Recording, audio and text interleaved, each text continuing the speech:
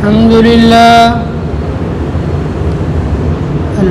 لله نحمده ونستعينه ونستغفره ونؤمن به ونتوكل عليه ونعوذ بالله من شرور أنفسنا ومن سيئات أعمالنا من يهده الله فلا مضل له ومن يضلله فلا هادي له ونشهد أن لا إله إلا الله وحده لا شريك له ونشهد أن سيدنا ومولانا محمد صلى الله تعالى عليه وسلم وعلى آله وصحبه أجمعين أما بعد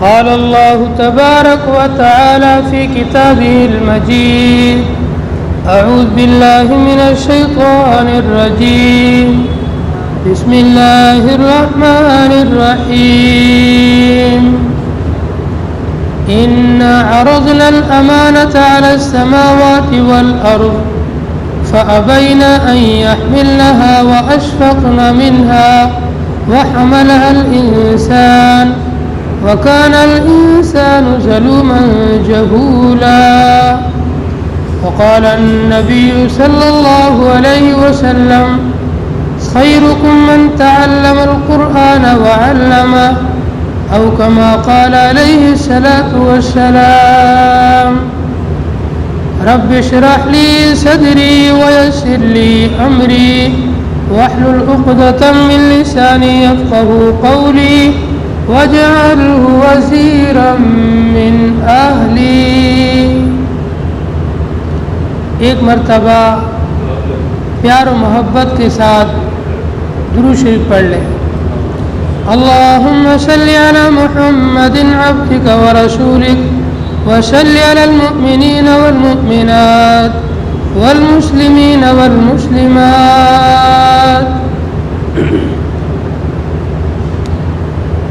سامعین ذی وقار دینی اور اسلامی بھائیوں، قرآن کریم کی ایک آیت کریمہ اور جناب نبی کریم صلی اللہ علیہ وسلم کی ایک حدیث مبارکہ پڑھی گئی ہے.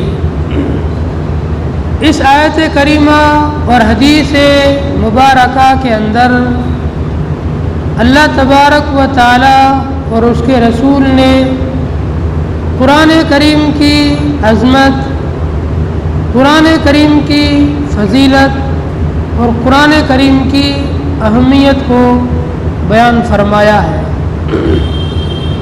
قرآن اللہ تعالیٰ کی آخری عظیم الشان کتاب ہے. قرآن ایمان والوں کے دل کا نور اور سرور ہے. قرآن ایمان والوں کے لیے سکون کا ذریعہ ہے. قرآن ایمان والوں کے لیے ہدایت کا ذریعہ ہے. قرآن لوگوں کے لیے انقلاب کا ذریعہ ہے. جب بھی دنیا کے اندر انقلاب آیا ہے، لوگ گمراہی سے ہدایت کی طرف آئے ہیں، تو اسی قرآن کی تعلیم سے، اسی قرآن کے پیغام کے ذریعے سے آئے ہیں. قرآن کے اندر اللہ نے دلوں کے بدلنے کا اثر رکھا ہے، تاثیر رکھی ہے. جب آدمی قرآن کریم کی تلاوت کرتا ہے تو اس کے دل کا زنگ دور ہوتا ہے، اسے گناہوں سے توبہ کی توفیق ملتی ہے، اسے ہدایت کی طرف آنے کا موقع میسر ملتا ہے، اور قرآن ہی کے ذریعے سے آدمی صراط مستقیم پر جم سکتا ہے اور صراط مستقیم پر استقامت کے ساتھ کام کر سکتا ہے. قرآن کے علاوہ دنیا کی کسی کتاب میں وہ طاقت نہیں ہے کہ انسان اس کتاب کے ذریعے سے اپنی زندگی کو بدلے، زندگی میں تغیر پیدا کرے، زندگی کے اندر ایک انقلاب پیدا کرے. یہ صرف قرآن کے اندر تاثیر رکھی ہے اللہ نے. اس کے ذریعے سے زندگی میں تبدیلی آتی ہے، زندگی بدلی جاتی ہے اور زندگیوں کے اندر تغیر آتا ہے۔ جب ہم صحابہ کرام کی سیرت کو اٹھا کر دیکھیں گے، صحابہ کرام کی تاریخ کو اٹھا کر دیکھیں گے، تو ہمیں پتہ چلے گا وہ صحابہ، وہ لوگ جو قرآن کو ماننے سے پہلے، جو قرآن کے پڑھنے سے پہلے، جو قرآن کے نازل ہونے سے پہلے، جو قرآن کے اترنے سے پہلے انتہائی گمراہی، ذلت، پستی، جھگڑے، فساد اور گمراہی کے دلدل میں پھنسے ہوئے تھے۔ ذرا سی بات پر صدیوں تک کی لڑائی چھڑ جاتی تھی اور کئی کئی لوگوں کی جانیں چلی جاتی تھی۔ شراب پی کر کے لوگ نشے میں مست رہتے تھے اور برائیوں میں پڑے رہتے تھے۔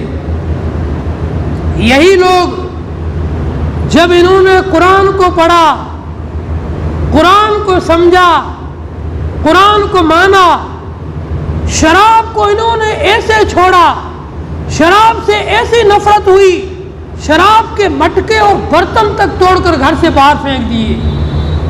یہ قرآن ہی کا اثر تھا جس نے صحابہ کی زندگی کو بدلا، جس نے صحابہ کے معاشرے کو بدلا، جس نے صحابہ کے ماحول کو بدلا اور ان کے کلچر کو بدلا۔ آج بھی قرآن کے اندر یہ تاثیر ہے، آج بھی قرآن کے اندر یہ طاقت ہے، آج بھی قرآن کے اندر یہ قوت ہے۔ اس سے دنیا کو بدلا جا سکتا ہے، اس سے معاشرے کو بدلا جا سکتا ہے، اس سے اپنی زندگی کو بدلا جا سکتا ہے۔ خلیفہ دوم خسر رسول سیدنا عمر فاروق رضی اللہ تعالیٰ عنہ فرماتے ہیں کہ زمانہ جاہلیت کے اندر جب میں کفر کی حالت پر تھا، میں نے ایمان قبول نہیں کیا تھا، میں نے قرآن نہیں پڑھا تھا، اس وقت میں اونٹ چرایا کرتا تھا۔ اونٹ چرانے کے لیے میں پہاڑوں پر اونٹ لے جایا کرتا، اور جب واپس گھر آتا تو میرا باپ خطاب مجھے کہتا تھا، اے عمر، تجھے اونٹ چرانے نہیں آتے ہیں، تو دنیا میں کیا کرے گا؟ لیکن اسی عمر نے جب قرآن کے دامن کو تھاما، جب قرآن کو سمجھا، جب قرآن کو پڑھا اور اپنا رشتہ قرآن کے ساتھ جوڑا، قرآن نے اس کو اس بلندی پر پہنچایا، آدھی دنیا کا حکمراں بنا، اور ایسا حکمراں جس کے نام سے دنیا کانپتی تھی، جس کے نام سے دنیا تھراتی تھی، اور جس گلی سے عمر گزرتا تھا اس گلی سے شیطان بھی راستہ چھوڑ دیتا تھا، شیطان بھی وہاں سے بھاگ کر دوسرا راستہ اپنا لیتا تھا۔ ایسا اللہ نے قرآن کے اندر اثر رکھا ہے، ایسی اللہ نے قرآن کے اندر تاثیر رکھی ہے، ایسی اللہ نے قرآن کے اندر طاقت رکھی ہے۔ شرط یہ ہے ہم قرآن والے بنیں، ہم صاحب قرآن بنیں، ہم اپنے آپ کو صاحب قرآن بنائیں، ہم اپنے آپ کو قرآن والا بنائیں۔ حدیث کے اندر تاجدار مدینہ احمد مجتبی محمد مصطفیٰ صلی اللہ علیہ وسلم نے ارشاد فرمایا، خیرکم من تعلم القرآن وعلمہ۔ دنیا والوں کی نگاہوں میں ڈاکٹر اونچا ہو سکتا ہے، انجینئر اونچا ہو سکتا ہے، وکیل کا مرتبہ اونچا ہو سکتا ہے، لیکن اللہ تعالیٰ اپنے نبی کی زبان ہی اعلان کر رہا ہے، اے میرے نبی، لوگوں میں اعلان کر دو، خیرکم، سب سے اچھا انسان، سب سے بہتر انسان، مرتبے میں اونچا انسان، رتبے میں اونچا انسان وہ ہے جو قرآن کو پڑھے اور دوسروں کو قرآن پڑھائے۔ قرآن پڑھنے والا طالب علم، قرآن پڑھنے والا اسٹوڈنٹ، قرآن پڑھنے والا بچہ اور قرآن پڑھانے والا حافظ صاحب، عالم، قاری صاحب، مفتی، قاضی، میاں جی، اس کا مرتبہ اللہ کی نگاہوں میں دنیا کے انسانوں میں سب سے اعلیٰ، سب سے بلند، سب سے عرفہ، سب سے اونچا ہے۔ جو اللہ کی نگاہوں میں بلند ہو گیا، جو نبی کی نگاہوں میں بلند ہو گیا، جو شریعت کی نگاہوں میں بلند ہو گیا، دنیا والے اس کو کچھ بھی سمجھے، وہ بلند ہی بلند ہے، اس کا اعلیٰ مقام ہی اعلیٰ مقام ہے۔ دنیا اس کی حیثیت کو کبھی کم کر نہیں سکتی ہے، کتنا ہی زور لگا لے لیکن دنیا کی طاقت نہیں جل سکتی ہے۔ جب تک دنیا قائم رہے گی، نبی کی حدیث قائم رہے گی، مدارس کے اندر، مساجد کے منبر سے، درس گاہوں سے یہ حدیث گونجتی رہے گی، علماء کے مقام کو بیان کرتی رہے گی، قرآن پڑھانے والے حافظ صاحب کے مقام کو بیان کرتی رہے گی۔ خیرکم من تعلم القرآن وعلمہ، سب سے اچھا انسان وہ ہے، سب سے بہتر انسان وہ ہے جو خود قرآن کو سیکھے اور دوسروں کو قرآن سکھلائے۔ اس لیے اپنے بچوں کو اچھا انسان بناؤ، اعلیٰ انسان بناؤ، اونچے مقام والا انسان بناؤ، اپنے بچوں کو قرآن پڑھنے اور پڑھانے والے بناؤ، تاکہ اللہ کی نگاہوں میں، نبی کی نگاہوں میں، شریعت کی نگاہوں میں، دین کی نگاہوں میں یہ بلند ہو جائیں، یہ اونچے مقام کے حامل ہو جائیں۔ دوسری حدیث کے اندر ارشاد فرمایا، تاجدار مدینہ احمد مجتبی محمد مصطفیٰ صلی اللہ علیہ وسلم نے،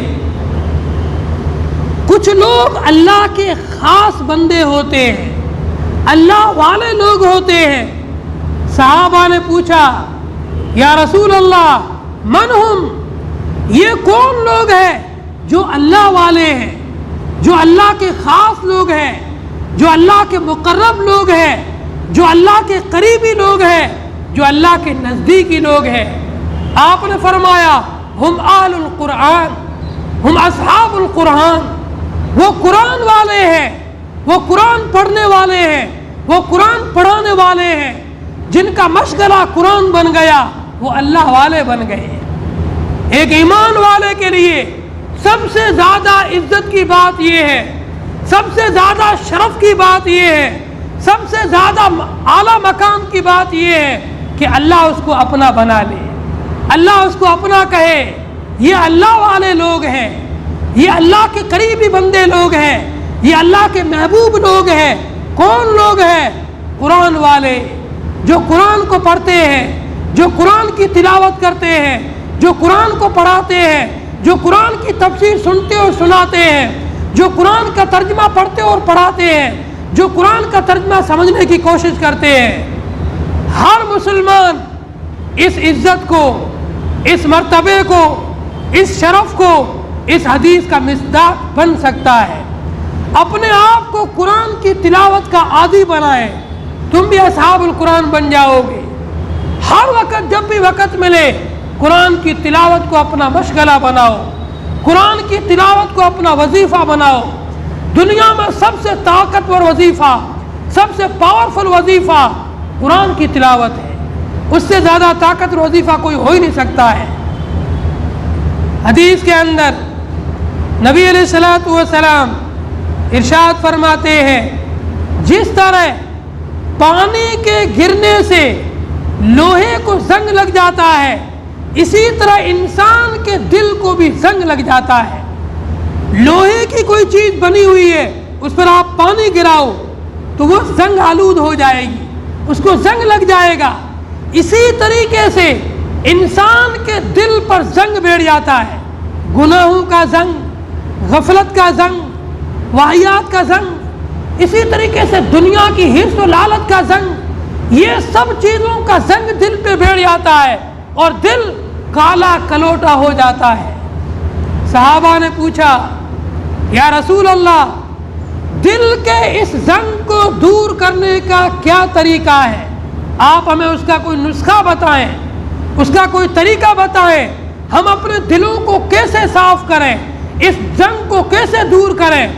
آپ نے فرمایا، دلوں کا زنگ دو چیزوں سے دور ہوگا۔ پہلی چیز، موت کو کثرت سے یاد کرنا۔ جب انسان موت کو کثرت سے یاد کرے گا، اس کے دل کے اندر اللہ یاد آئے گا، قبر یاد آئے گی، حشر کا میدان یاد آئے گا، آخرت کا منظر یاد آئے گا، اور وہ اللہ کو راضی کرنے کی، آخرت قبر کی تیاری کرے گا، حشر کے میدان کی تیاری کرے گا، حساب و کتاب کی تیاری کرے گا، اور اپنے دل کو اچھا بنائے گا۔ دوسری چیز جو دل کے زنگ کو دور کرے گی وہ قرآن کی تلاوت ہے۔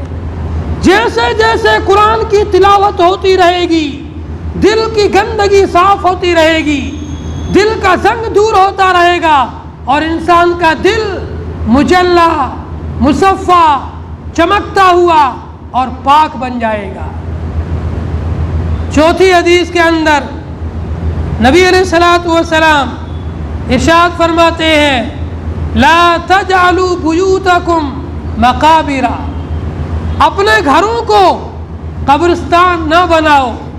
جس طرح قبرستان کے اندر مردے سوئے ہوئے ہیں، وہ مردے نہ تو نماز پڑھ سکتے ہیں، نہ ذکر کر سکتے ہیں، نہ قرآن پڑھ سکتے ہیں، نہ اللہ کو یاد کر سکتے ہیں، وہ کچھ بھی نہیں کر سکتے ہیں۔ ان کی سانس نکل گئی، وہ تو مجبور ہو گئے، ان کو کفن میں لپیٹ کر کے مٹی کے حوالے کر دیا، اب وہ کچھ بھی نہیں کر سکتے ہیں۔ اپنے گھروں کو اس طریقے سے نہ بناؤ جیسے قبرستان ہے، بلکہ گھروں کو قرآن کی تلاوت سے آباد کرو۔ جس گھر کے اندر سورہ بقرہ 40 دن تک پڑھی جائے گی، وہاں سے شیطان بھاگ جاتا ہے۔ حدیث کے اندر 40 کا لفظ نہیں ہے، بلکہ حدیث میں تو آیا ہے، لا تجعلوا بیوتکم مقابر، اپنے گھروں کو قبرستان نہ بناؤ۔ جس گھر کے اندر سورہ بقرہ کی تلاوت کی جائے گی، وہاں سے شیطان بھاگ جاتا ہے۔ یہ حدیث کے الفاظ ہیں، یہ حدیث کا ترجمہ ہے۔ جس گھر کے اندر قرآن کی تلاوت ہوتی ہے، وہ گھر قرآن کی برکات سے معمور ہوگا، وہ گھر قرآن کی رحمتوں سے، قرآن کے اوپر اللہ کی جو سکینت نازل ہوتی ہے، قرآن کی وجہ سے اللہ کی رحمتوں کی جو برسات ہوتی ہے، ان رحمتوں سے یہ گھر بھر جائے گا۔ ایک اور حدیث کے اندر نبی علیہ الصلوۃ والسلام ارشاد فرماتے ہیں، جس گھر کے اندر قرآن کی تلاوت کی جاتی ہے، یہ گھر آسمان والی مخلوق کے لیے، آسمان والے فرشتوں کے لیے ایسا چمکتا ہے جیسے دنیا والوں کے لیے آسمان کے ستارے چمکتے ہوئے دکھائی دیتے ہیں۔ اندھیری رات کے اندر آپ دیہاتوں کے اندر چلے جاؤ، جب اندھیری راتیں ہوتی ہیں، یہاں تو شہروں کے اندر تو پھر بھی لائٹ کی وجہ سے کم ستارے نظر آتے ہیں، دیہاتوں میں لائٹ کا کوئی نظم نہیں ہوتا ہے۔ جب اندھیری راتیں ہوتی ہے تو ستارے چمکتے ہوئے جگمگاتے نظر آتے ہیں۔ جس طرح دیہاتوں کے اندر اندھیری راتوں کے اندر آسمان کے ستارے جگمگاتے روشن نظر آتے ہیں، اسی طریقے سے جس گھر کے اندر قرآن پڑھا جاتا ہے، آسمان والے فرشتوں کے لیے یہ گھر چمکتا ہوا نظر آتا ہے۔ پھر اللہ تعالیٰ نے چند فرشتوں کو پیدا کیا ہے جو قرآن کی تلاوت کو سننے کے لیے جمع ہوتے ہیں۔ حدیث نے ایک واقعہ نقل کیا ہے، ایک صحابی اپنے گھر کے اندر رات کو عشاء نماز پڑھنے کے بعد تہجد کی نماز کے لیے کھڑے ہوئے اور زور سے قرآن کی تلاوت شروع کی، جہراً تہجد کی نماز شروع کی۔ پاس میں ان کا گھوڑا بھی بندھا ہوا ہے اور ان کا بچہ بھی سویا ہوا ہے۔ یہ صحابی کہتے ہیں، جب میں زور زور سے قرآن کی تلاوت کرنے لگا، میرا گھوڑا بھدکنے لگا اور اچھل کود کرنے لگا۔ مجھے ڈر لگنے لگا کہیں گھوڑا بچے کو کچل نہ دے، بچے کو روز نہ دے، بچے کو نقصان نہ پہنچائے۔ میں نے قرآن کی آواز کو آہستہ کر لیا، یہ گھوڑا پھر رک گیا۔ پھر میں نے زور سے قرآن پڑھنا شروع کیا، پھر یہ گھوڑا بھدکنے لگا اور کوئی بدلی میرے سر پہ آ گئی اور اس میں نے کوئی چیز چمکتی ہوئی دیکھی۔ صبح کے وقت فجر کی نماز کے بعد نبی علیہ السلام کا معمول تھا، آپ مسجد نبوی میں بیٹھتے، صحابہ اپنا اپنا خواب بیان کرتے، واقعات بیان کرتے، آپ خوابوں کی تعبیر بتاتے، واقعات کا حل بیان کرتے۔ یہ صحابی خدمت رسالت میں حاضر ہوئے اور اپنا واقعہ عرض کیا، یا رسول اللہ، رات کو جب میں تہجد کے لیے اٹھا، میں نے تہجد میں قرآن کی تلاوت شروع کی، جب میں زور سے قرآن پڑھتا میرا گھوڑا بدکتا اور میرے سر کے اوپر کوئی بدلی جیسی چیز آئی اور اس میں نے کسی چیز کو چمکتا ہوا دیکھا، لیکن گھوڑے کے بدکنے کی وجہ سے مجھے ڈر لگا کہیں یہ گھوڑا میرے بچے کو روند نہ دے، اس لیے میں نے اپنی آواز کو پست کر لیا اور یہ سب معاملہ ختم ہو گیا۔